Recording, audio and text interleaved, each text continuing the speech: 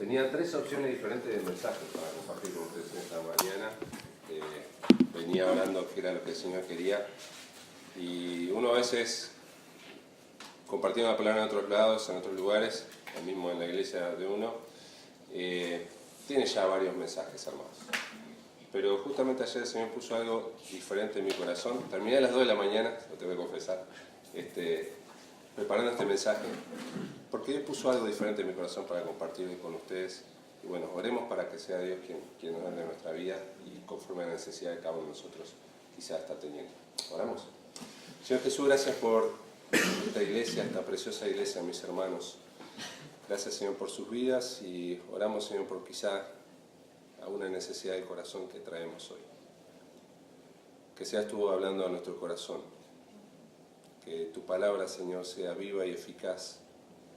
Señor, penetrando hasta lo más profundo de nosotros y obrando en nosotros, en nuestro corazón. Señor, anima nuestra alma, fortalece nuestro corazón. Desafíanos, corrígenos, Señor, si hay algo que cambiar. Fortalécenos. Necesitamos de ti y de escuchar tu voz. Y te lo pedimos en el nombre de Jesús. Amén. Hermanos, tengo una pregunta para hacer en esta mañana. Si pensáramos, y yo te hiciera esta pregunta, ¿cuál es la meta de tu vida? ¿Cuál es la meta de tu vida? No la tenés que responder, pero pensalo en lo profundo de tu ser. ¿Qué es lo que buscas? ¿Qué querés conseguir en la vida? ¿A dónde querés llegar?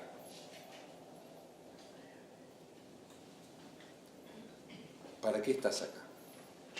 Quizás muchas ideas y muchas respuestas posibles pueden surgir en nuestra mente, pero sabemos aquellos que tenemos un poco más de edad, y no es que ya me sienta viejo, pero la vida va avanzando y sabemos que la vida se acorta y los años van pasando y decimos, ¿cuál ha sido mi meta? ¿Qué es lo que miro para adelante y lo que quiero lograr? Y saben, la gente sin Cristo busca muchas cosas. Y justamente a veces las cosas son las que nos pueden llegar a desviar de cuáles son nuestras metas. Hay cosas que son tangibles, cosas que podemos tocar, ¿sí? A veces el dinero, para algunos puede ser una meta.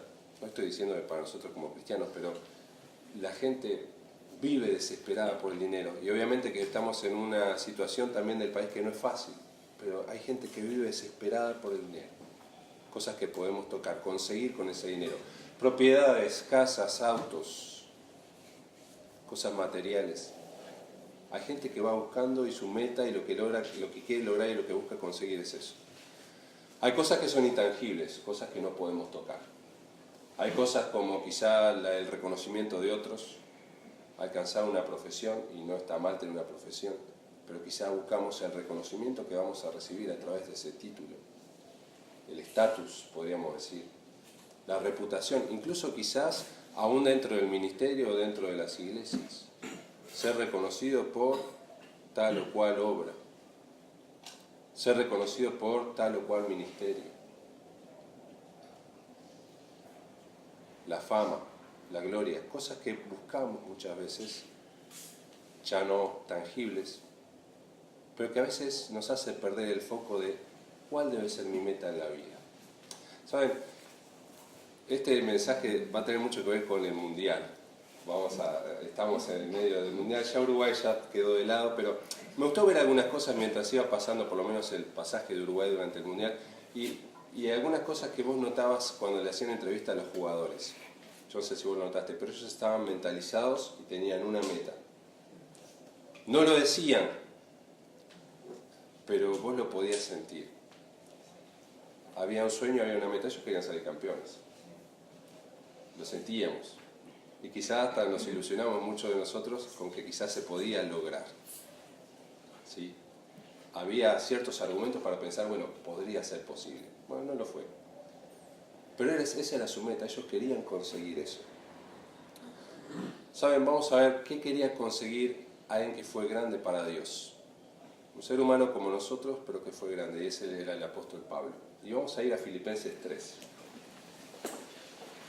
Y en Filipenses 3 vamos a encontrar algunas palabras que nos hacen pensar en el tema de la competencia, así como lo que ha sido y lo que está haciendo el Mundial. Bueno, Pablo yo creo que era un amante del deporte, ¿sí? Si Pablo hubiera nacido en nuestra época, seguramente en los ratitos libres que tendría y podría aprender el televisor, él miraría ESPN, Fox Sports, todo eso, porque le encantaba el deporte. Lo ves en los escritos, en las cartas que tiene. Y en este capítulo vas a ver que aparecen palabras como ganar, como premio, ¿sí?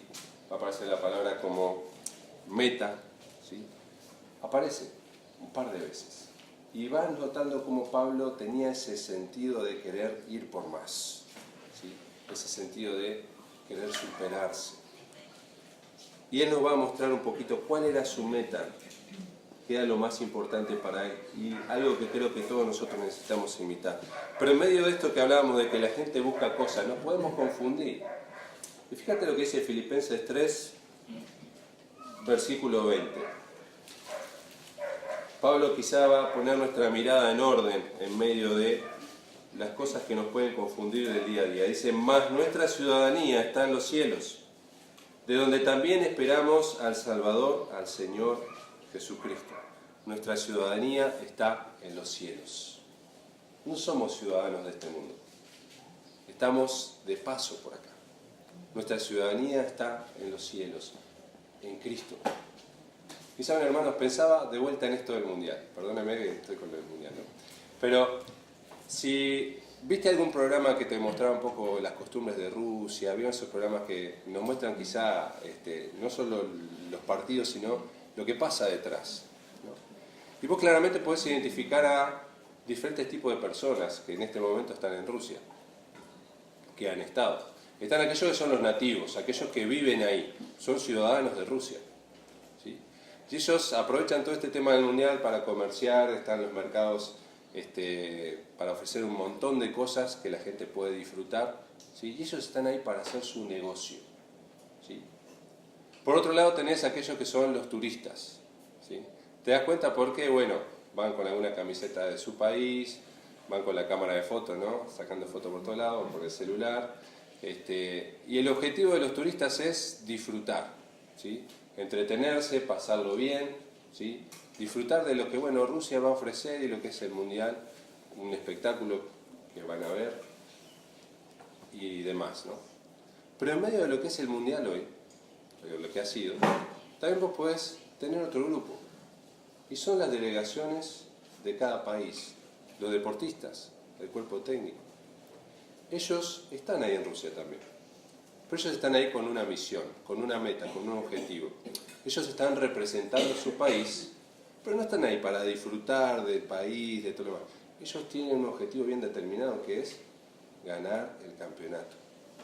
Y de alguna manera pensaba cómo este texto nos ilustra lo que nosotros somos. Porque en realidad nosotros no somos nativos de este mundo, ya no lo somos. No estamos acá para negociar y sacar ganancia.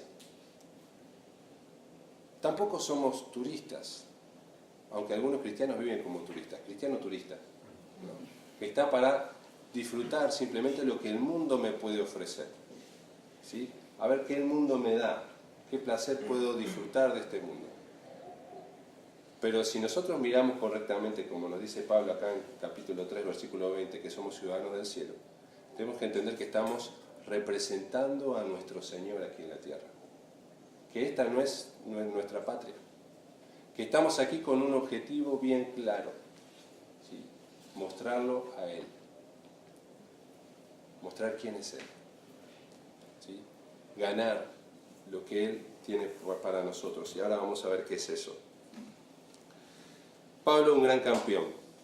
Y aquí en capítulo 3 vamos a ver 3 tiempos de la vida de Pablo, que nos va a ilustrar cuál creo yo que debería ser nuestra meta en la vida. Fíjense, vamos a ir al versículo 3 y versículo 4. En primer lugar vamos a ver el pasado de Pablo. Fíjense, dice, porque nosotros somos la circuncisión, los que en espíritu servimos a Dios y nos gloriamos en Cristo Jesús, no teniendo confianza en la carne. Aunque yo tengo también de qué confiar en la carne, si alguno piensa que tiene de qué confiar en la carne, yo más, dice Pablo, yo más.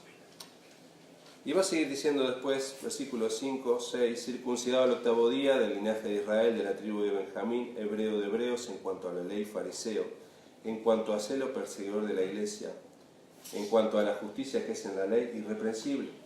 Pero cuántas cosas eran para mí ganancias, las he estimado como pérdida por amor de Cristo. Y ciertamente aún estimo todas las cosas como pérdida por la excelencia del conocimiento de Cristo Jesús, mi Señor, por amor del cual lo he perdido todo y lo tengo por basura para ganar a Cristo. En primer lugar, él estimaba, miraba su pasado y estimaba, evaluaba lo que había conseguido y se da cuenta que no era nada. Y él aquí entonces tiene que, de alguna manera, recordar y nos escribe acerca de la confianza que él tenía antes y que era la confianza que lo hacía un perdedor. Porque él confiaba en algunas cosas que lo hacían un perdedor, hasta que apareció Cristo. Él nos habla acerca de su pasado. ¿Y qué nos dice? Bueno, en primer lugar, la confianza en la carne. Porque él dice ahí, si alguno piensa de qué tiene que confiar en la carne, si tiene algo que confiar en cuanto a su capacidad y sus logros, yo más, dice Pablo. Si queremos ser perdedores en esta vida, en primer lugar, tenemos que entender de que la confianza en la carne nos lleva a perder. La confianza en mis capacidades, en mi formación quizás, en que yo lo puedo hacer, en que yo tengo las fuerzas, yo tengo la sabiduría. Pablo dice, no, yo pensaba así antes y era un perdedor. Esa no tiene que ser nuestra meta. Versículos 5 y 6 nos va a detallar un poquito cuál era esa confianza. Lo leímos recién, decía, circuncidado al 8º día. En primer lugar, él era del pueblo escogido de Dios, descendiente de Abraham. Sus padres habían guardado el pacto de la circuncisión, del linaje de Israel, de la tribu de Benjamín, una tribu especial dentro de Israel. Hebreo de hebreos. Algunos creen que ahí se hablaba acerca de que Pablo tenía una madre hebrea y un padre hebreo. 100% hebreo, puro, de pura cepa. En una época donde ya las mezclas ya eran costumbre, donde de repente había un padre que era griego, como en el caso de Timoteo, quizás se acuerdan algunos, y una madre hebrea. Bueno, en el caso de él no, 100% hebreo, ¿sí? Un hebreo, un judío de pura cepa. Va a decir después, en cuanto a la ley, fariseo. Y los fariseos eran bravos, porque eran aquellos que guardaban estrictamente la ley. Y de alguna manera lo vemos en los evangelios de cuán satisfechos se sentían ellos en cuanto a sí mismos. ¿Por qué? Porque eran tan celosos de cuidar cada punto de la ley, incluso los mandamientos humanos que estaban como interpretación de la ley, a lo cual Jesús atacó tanto en los evangelios. Y él decía, nadie me podía decir nada. Yo cuidaba todo, al detalle. Sigue diciendo ahí, en cuanto a celo, perseguidor de la iglesia. Él estaba convencido, sin Cristo, de que lo que estaba haciendo estaba bien. Y que perseguir a la iglesia era lo que Dios le había mandado. Y él se da cuenta luego, obviamente, de su error. Pero él dice, bueno, en cuanto a reputación, en cuanto a lo que ella hacía, bueno, era famoso. Estaba haciendo lo que parecía correcto. Mi nación me aplaudía por lo que hacía. Era alguien de mucho valor, ¿sí? Hoy saldría en la tapa de todos los diarios. El apóstol Pablo, el apóstol Pablo, Saulo en ese entonces, ¿no? Todo el mundo me aplaudía. Pero no. Pablo va a decir ahí, la confianza de un perdedor está en sus logros, en su reputación. Pero fíjense también versículos 18 y 19, porque va a hablar acerca de aquellos que en ese momento en que Pablo ya como apóstol se habían levantado en contra de la iglesia. Va a decir, porque por ahí andan muchos, de los cuales os dije muchas veces, y aún ahora lo digo llorando, que son enemigos de la cruz de Cristo, el fin de los cuales será perdición, cuyo Dios es el vientre y cuya gloria es su vergüenza, que solo piensan en lo terrenal. La confianza de un perdedor también está en lo terrenal. Pablo nos muestra su pasado. Confiaba en su carne, en sus logros, en lo terrenal. Y buscar lo terrenal nos puede hacer perder de las cosas valiosas, eternas, que Dios tiene para nosotros.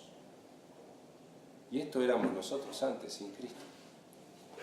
pero de alguna manera tenemos que tener cuidado, no sea cosa que esto se haya metido en nuestro corazón y en nuestra mente, de tal manera que estemos viviendo con una mente parecida a la que teníamos antes, cuando Dios espera que tengamos una mente renovada.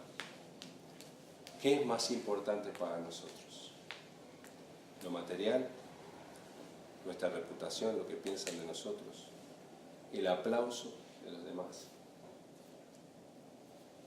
¿Lo terrenal? ¿Lo que puedo disfrutar de esta vida? No quiere decir que tengamos que andar, ¿no?, sufriendo por todos lados y como hacían los ascetas, ¿no?, con un látigo pegándonos en la espalda.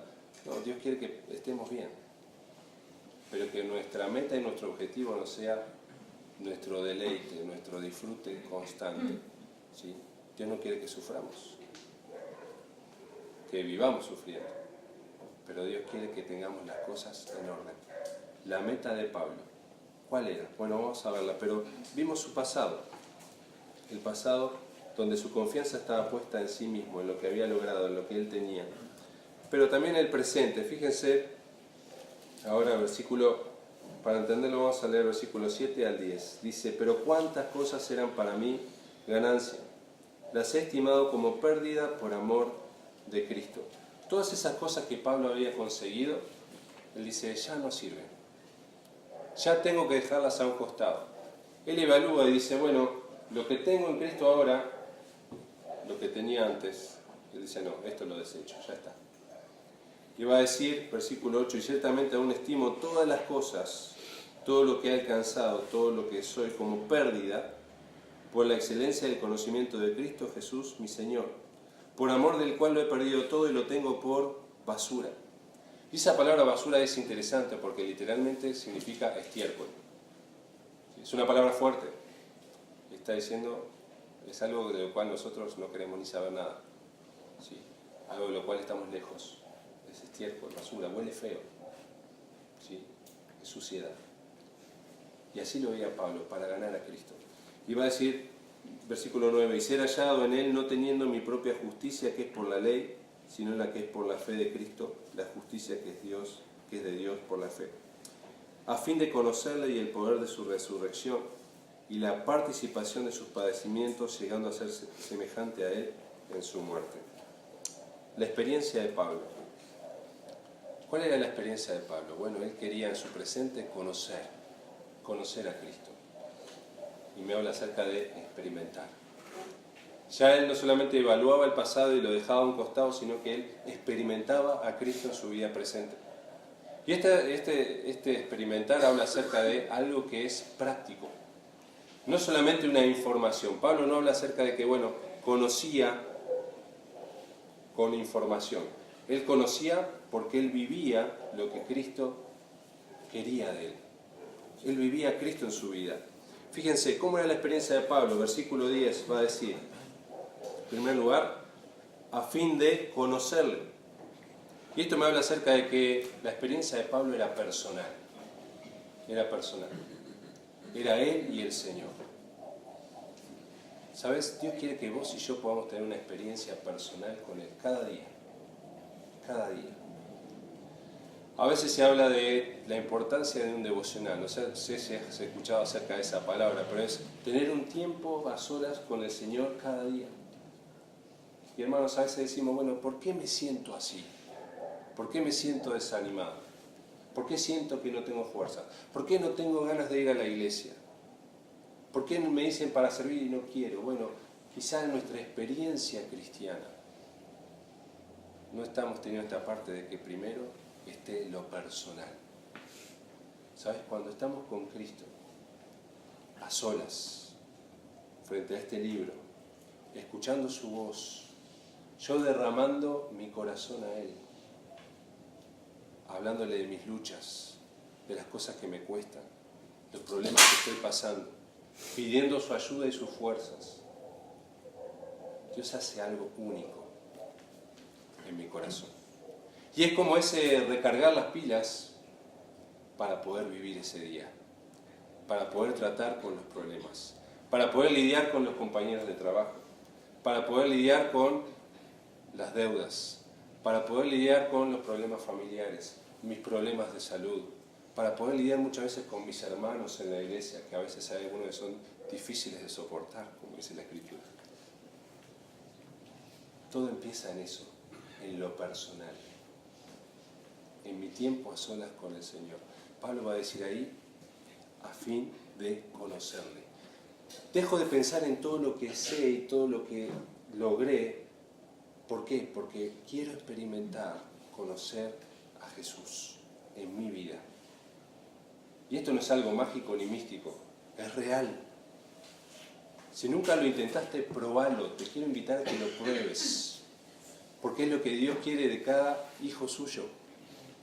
Que pueda haber un tiempo tuyo diario con el Señor. Claro, exige esfuerzo. Porque hoy tenemos un gran enemigo, yo no sé si vos sabías, Porque muchas veces tenemos tiempo para ver qué mensaje me mandaron, qué pasó en Instagram, Facebook, todas las redes sociales que se te ocurran. Me están whatsappeando. Y bueno, Dios no te manda con un celular, pero te dice con su palabra, escúchame a mí, dame un tiempo a mí. Y hay aplicaciones hoy en día para todo, ¿no? Pero no hay una aplicación que nos haga mejores cristianos. No hay una aplicación que nos haga más espirituales, más que tomar un tiempo cada día con el Señor para escuchar su voz, para buscarlo. Te hago esta pregunta. ¿Es una meta para vos buscar al Señor cada día? ¿Es una meta para vos tratar de escuchar su voz? ¿Es una meta para vos contarle lo que te pasa a través de la oración? Pues podría decir, bueno, pero Dios sabe lo que me pasa. Sí, pero Él lo quiere escuchar. Y a veces pensamos que el ejercicio de la oración es para Dios, sí, es para nosotros. Para nosotros es. Sigue diciendo Pablo acá, su experiencia no era solamente personal, también era poderosa. Fíjate, va a decir ahí, versículo 10, a fin de conocerle y el poder de su resurrección. Pablo quería conocer a Cristo y conocer el poder que le levantó a Cristo de los muertos. Déjame decirte, ese poder está a tu disposición y a mi disposición.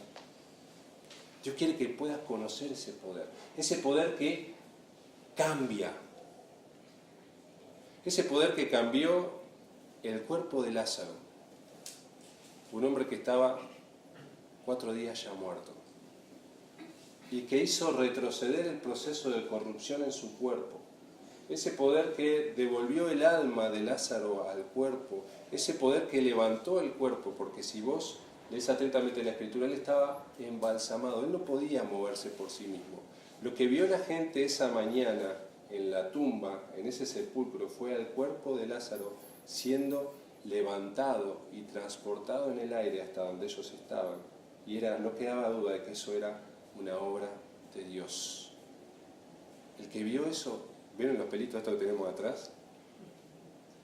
No pudo haberse quedado igual. Se le habían parado los pelos de punta porque impresionante. Ese poder que resucitó al Señor es el mismo poder que vos y yo tenemos a nuestra disposición. Y Dios quiere que lo experimentes en tu vida. De entender, Dios está conmigo. Dios puede cambiar cosas. Dios puede cambiar tu carácter. Algunos de nosotros luchamos con nuestro carácter. Somos medio calderita de lata, como decimos muchas veces algunos, ¿no? Y nos dicen, ay, y ya saltamos, ¿no? Enseguida nos calentamos. Y veo la calderita de lata, si la llenas mucho para colmo y la pones a hervir, empieza a escupir para todos lados y todos se corren porque está bravo, ¿no? Dios puede cambiar eso. Tiene el poder para hacerlo.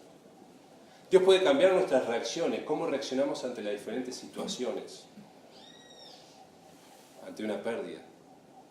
Es increíble a veces cuando ves un hermano que realmente está siendo fortalecido y animado y consolado por el Señor ante un momento muy difícil, porque vos decís, ¿cómo está reaccionando así en medio de una situación tan difícil? Ahí vos ves el poder de Cristo, no queda otra explicación. ¿Sabes? No lo vamos a buscar para no hacerlo muy largo, pero si querés anotarlo, Mateo capítulo 22, leemos versículo 23 al 30, y vas a encontrar que se aparece en una secta de los religiosos judíos, eran los saduceos, capaz te acordás de la historia. Y en un momento estos saduceos, queriendo probar a Jesús en su última semana en la tierra, ellos van a mostrar o contar una historia ficticia. Y en esa historia ficticia ellos apelan a una costumbre que estaba en la época. Era de que si un hombre estaba casado con su mujer, se esperaba de esa familia que tuviera una descendencia, era hasta una honra para ese hombre tener hijos. Pero si ese hombre moría, la ley judía habilitaba que un hermano de ese hombre pudiera casarse o tomar por mujer a su cuñada y levantar descendencia en nombre de su hermano. Obviamente esto a nosotros hoy nos parece una locura, pero era algo que en la época y bajo el contexto judío se entendía y era hasta esperable. ¿Está bien? Y entonces estos saduceos le plantean una historia hipotética a Jesús y le dicen, mira, hubo un hombre así, murió, y después su hermano también tomó a su mujer y no tuvieron hijos, y siguieron así, y 7 hermanos pasaron, y al final se murió la mujer. Y ellos que no creían en la resurrección, para preguntarle acerca de esto y para ponerlo a prueba al Señor, le decían, bueno, en la resurrección de los muertos, ¿de quién va a ser mujer? ¿De cuál de los 7 hermanos va a ser mujer, va a ser esposa esta mujer? Y entonces Jesús dice algo muy interesante. 22, 29. Va a decir, entonces respondiendo Jesús les dijo, erráis. Están pifiando. Erráis. Y después va a decir, ignorando las Escrituras y el poder de Dios. Ustedes no conocen la palabra de Dios, pero tampoco conocen el poder de Dios. Y después le da la explicación, porque les dice, porque en la resurrección ni se casarán ni se darán en casamiento, sino que serán como los ángeles de Dios en el cielo. Pero hermanos, a veces nosotros como cristianos podemos ser como los saduceos, porque podemos estar errando en nuestra vida desconociendo el poder de Dios. Quizás conocemos la Escritura. Déjenme decirle, creo que somos un grupo de iglesias, una denominación que si algo tiene bueno es la sana doctrina. Conocemos la Escritura. Pero tenemos un gran riesgo en medio de esto, de que nos podemos olvidar de que Dios quiere que también conozcamos su poder en nuestras vidas y en la vida de los que nos rodean. El poder que cambia vidas. El poder que puede transformar a alguien que va rumbo al infierno, que toca su corazón y que lo transforma. Entonces, hermanos, que seamos como Pablo, que busquemos experimentar su poder. Primero en nosotros. Dios, obra en mí y obra a través de mí. Pero permitíselo al Señor. Señor, yo quiero ver tu poder. Yo quiero verte. Señor, transfórmame. Dios, lucho con mi carácter. Moldéame. Señor, mis reacciones, no reacciono de la mejor manera. Ayúdame a controlarme. Controlame vos. Señor, enseguida pierdo la paciencia. Dame tu paciencia. Señor, que pueda amar a los demás como tú los amas. ¿Cuál era la experiencia de Pablo? La experiencia de Pablo también era práctica. Fíjense versículo 10, nuevamente, 3:10, ahí en Filipenses. Va a decir, a fin de conocerle y el poder de su resurrección y la participación de sus padecimientos, llegando a ser semejante a él en su muerte. La experiencia también era práctica. Pablo quería ser semejante al Señor Jesucristo. Y hermanos, si me permiten decirle cuál creo que es la meta de nosotros como cristianos, es ser semejantes a Cristo. Gálatas capítulo 4, Pablo les va a decir a los Gálatas allí que Cristo sea formado en ustedes. Y si hay algo que Dios busca en nosotros, y que creo que tiene que ser nuestra mayor lucha como hijos de Dios, como si estuviéramos en una competencia, como si estuviéramos en una carrera, que era lo que visualizaba Pablo al escribir esto, es buscar ser como Cristo. Que Cristo sea nuestro modelo. Buscar ser semejantes a Él. Primera de Pedro 2:21, sin perder Filipenses, vamos hasta ahí un segundo.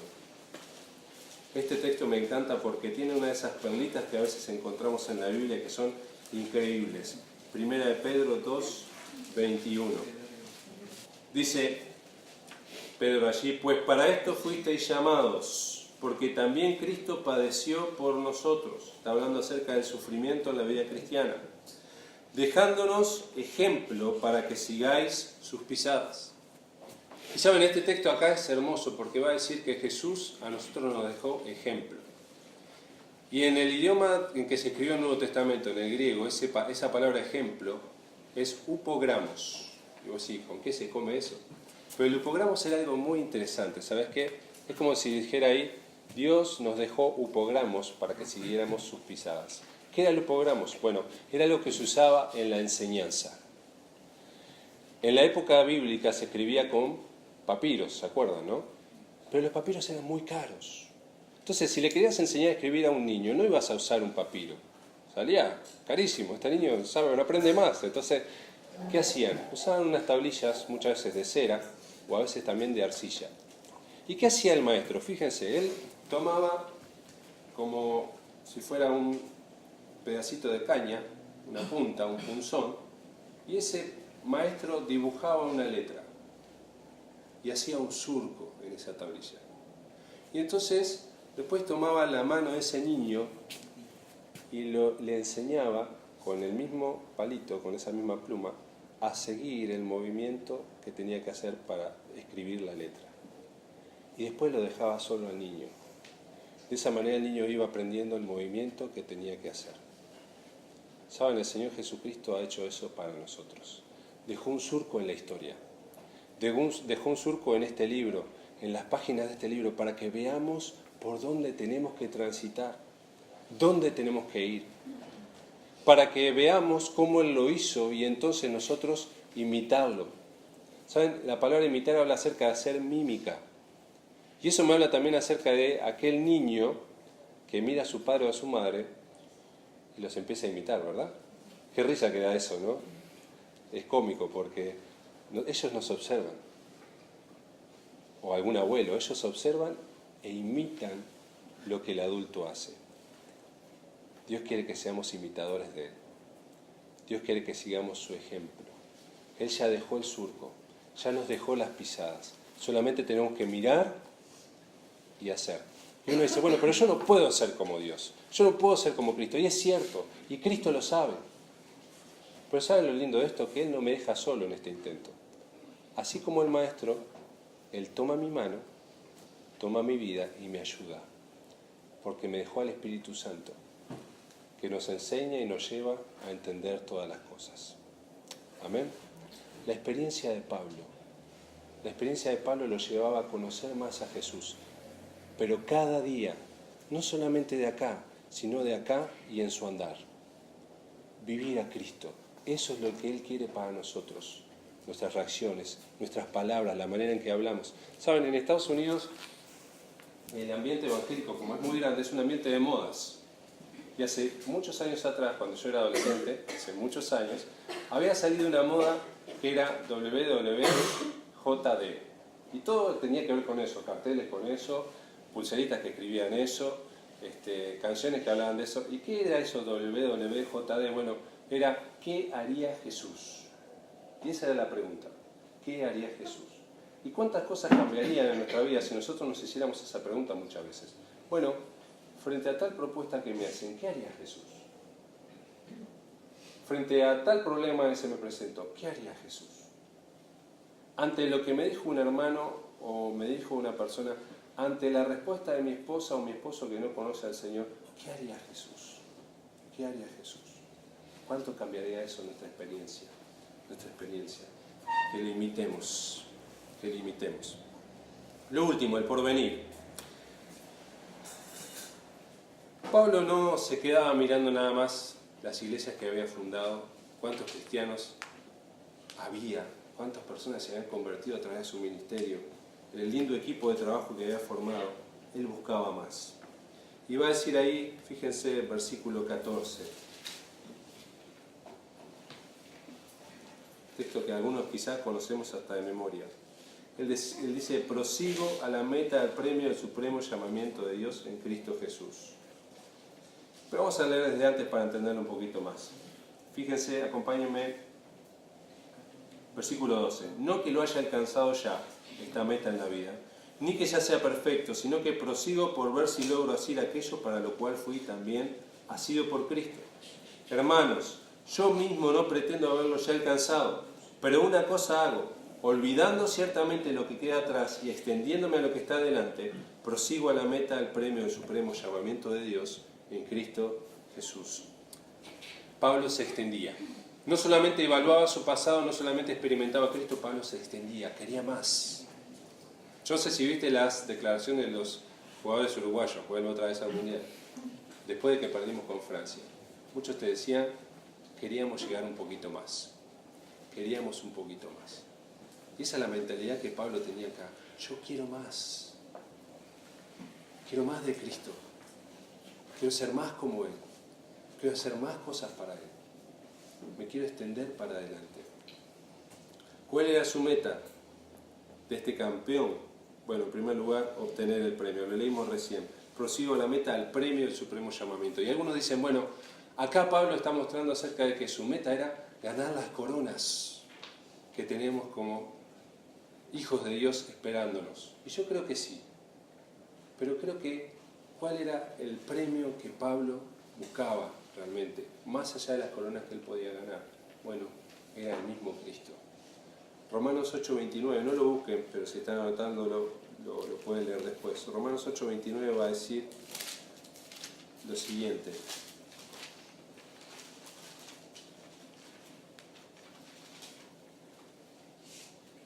Porque a los que antes conoció Dios, también los predestinó para que fuesen hechos conforme a la imagen de su Hijo, para que Él, Cristo, sea el primogénito entre muchos hermanos.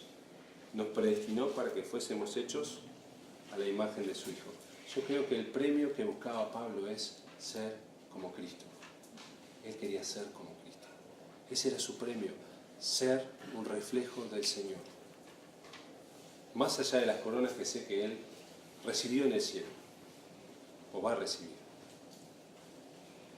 Él quería ser como Cristo, ese era su premio, esa era su meta, lo que Él buscaba. Su motivación, capítulo 3, versículo 8, va a decir, ganar a Cristo.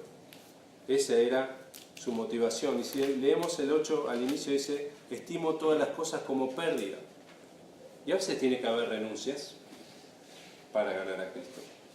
A veces vamos a tener que renunciar a un poquito de sueño para hacer lo que a Cristo le agrada. A veces vamos a tener que renunciar a algo que me produce placer o algo que me gustaría hacer. A veces vamos a tener que renunciar incluso a algún pecado para ganar a Cristo. Aquellos que están involucrados en el mundo del deporte saben de que los deportistas hacen grandes sacrificios. ¿Verdad que sí? Y estos jugadores que nos representaron hicieron muchos sacrificios para poder llegar hasta donde llegaron. Los entrenamientos que no vemos, la alimentación que tienen que cuidar, las horas de sueño que tienen que tener, porque a algunos de ellos quizás les gustaría quedarse trasnochando. A nosotros uruguayos nos encanta trasnochar con mate, ¿no? Los trucos, todo lo demás. A cierta hora seguramente se cortaba todo, había que dormir. Una disciplina para ganar a Cristo. Una disciplina para ganar a Cristo. Y por último, su manera. Dice, versículo 13, una cosa hago, olvidando ciertamente lo que queda atrás y extendiéndome a lo que está adelante. Pablo olvidaba y se extendía. Dejaba atrás y buscaba más. Y esa es la manera en que nosotros debemos mirar para adelante. Bueno, ya hicimos un montón de cosas en el Cain y Ituzaingó. Ya tenemos el salón, ya hemos un montón de arreglos, pero queremos ir para adelante, queremos hacer más. Quizás ha sido un momento de establecer esto.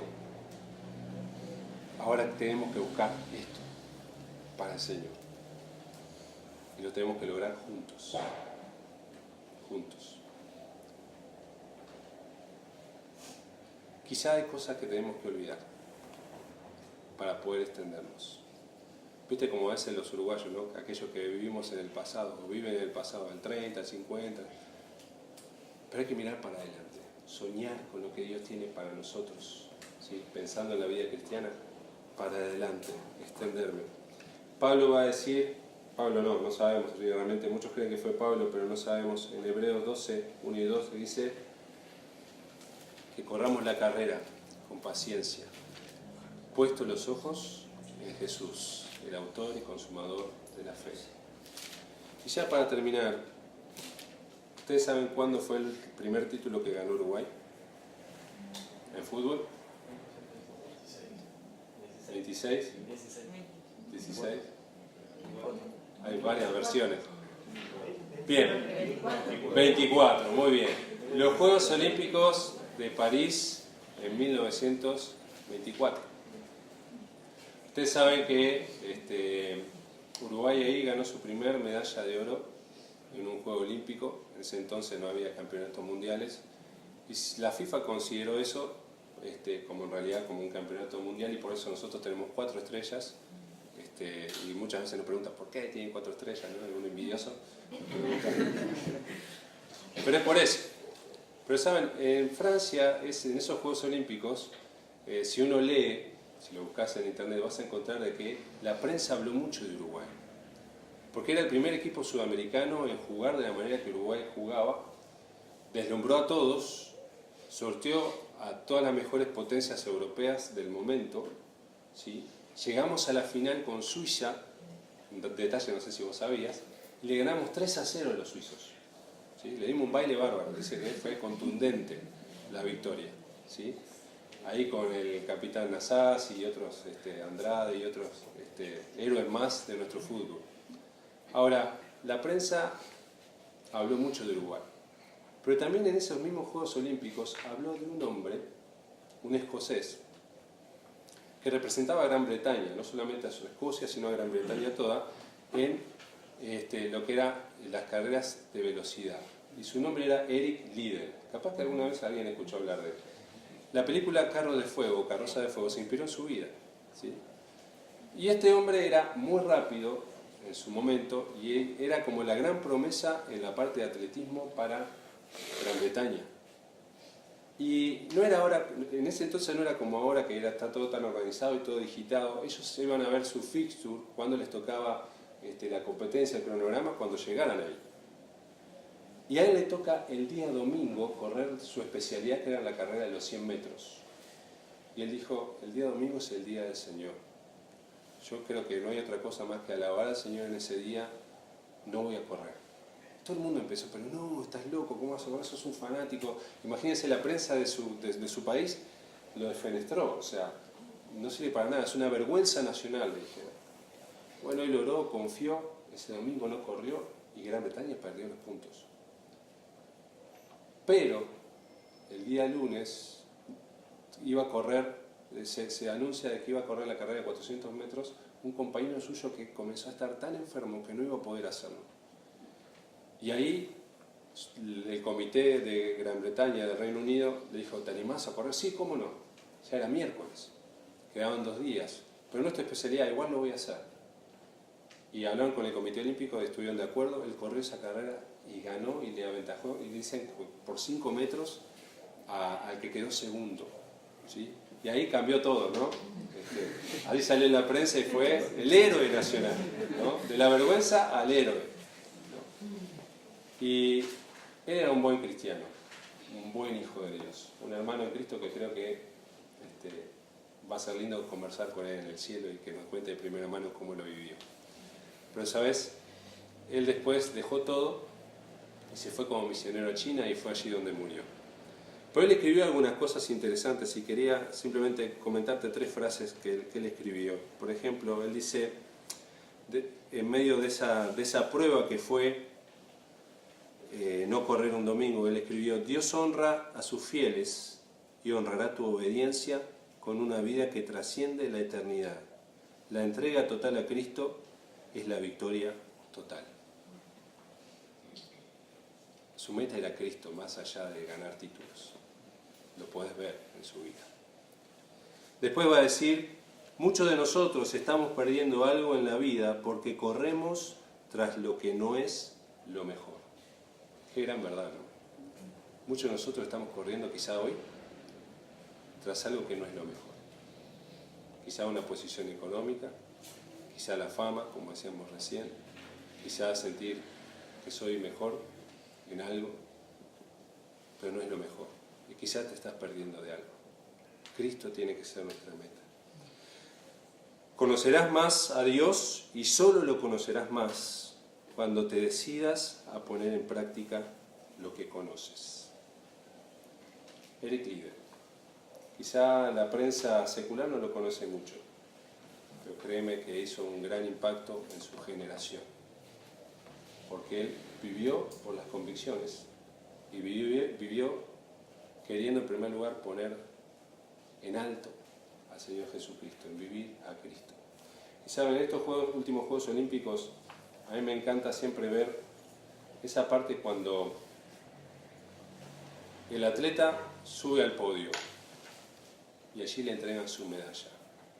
Y yo no sé si vos viste después lo que pasa, pero hay mástiles y en el mástil más alto se levanta la bandera de ese atleta y suena la música de su himno.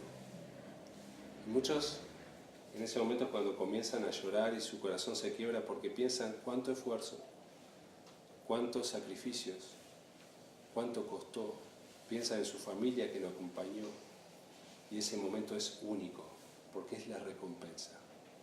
Hermanos, que realmente luchemos en esta vida para que Cristo sea reflejado en nosotros, que su nombre sea levantado por medio de nuestra vida y que un día juntos podamos cantar esos himnos al Señor en el cielo, alabando y contemplando su rostro, pero que hoy podamos experimentar, hoy, de una manera práctica y real, su poder, su presencia en nosotros, ¿sí? Su poder, y podamos mostrarle al mundo que Cristo cambia vidas, que Cristo puede hacer de nosotros algo diferente.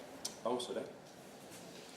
Jesús, gracias por tu palabra en esta mañana, gracias porque tú nos desafías a lo máximo, que es ser semejantes a ti. Señor, qué difícil que es. Pero Señor, a su vez, cuánta esperanza nos da de que no nos has dejado solos en medio de esta empresa, Señor.